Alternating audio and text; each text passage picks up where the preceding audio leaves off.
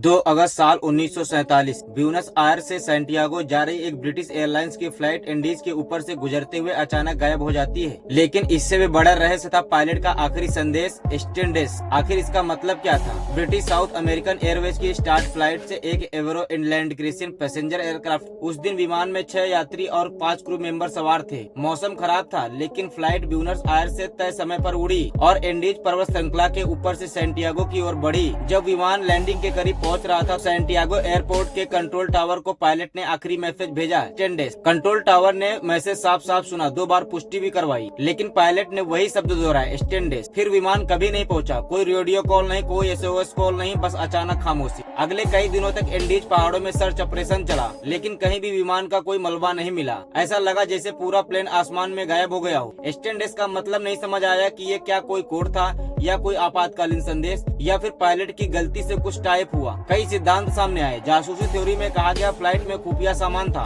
मौसम थ्योरी में कहा गया कि खराब मौसम में विमान ग्लेशियर में जा गिरा। साबोटाज थ्योरी में कहा गया कि किसी ने जानबूझकर विमान को गिराया था। लेकिन सबके पास सिर्फ सवाल थे, जवाब नहीं। लगभग 51 साल बाद उसका सुराग मिला। साल 1998 में इंडीज की एक ग्लेशियर लाइन पिघली और विमान का मलबा और यात्री के अवशेष मिले। जांच में पता चला कि विमान तेज हवाओं और खराब मौसम के कारण पहाड़ों से टकरा गया। क्रैश के बाद वो ग्लेशियर में दब गया और दशकों तक नहीं मिला। लेकिन स्टेनडेस का रहस्य आज भी सुलझा नहीं है। कुछ लोग कहते हैं कि स्टारडस्ट इन डेस्टिनेशन इमरजेंसी क्रैश का एक शॉर्ट फॉर्म हो सकता है। कुछ लोग इसे टेलीग्राफी की मिस्टेक मानते हैं और कुछ आज भी मानते हैं कि इसमें जासूसी का हाथ। एक विमान, एक रहस्यमय मैसेज और 51 साल तक चलता रहा सन्नाटा। भले ही विमान का मलबा मिल गया, लेकिन एक सवाल अब भी हवा में तैर रहा है। स्टेनडेस का मतलब क्या? क्या ये महज एक गलती या फिर एक ऐसा राज जिसे कोई आज तक जान नहीं पाया?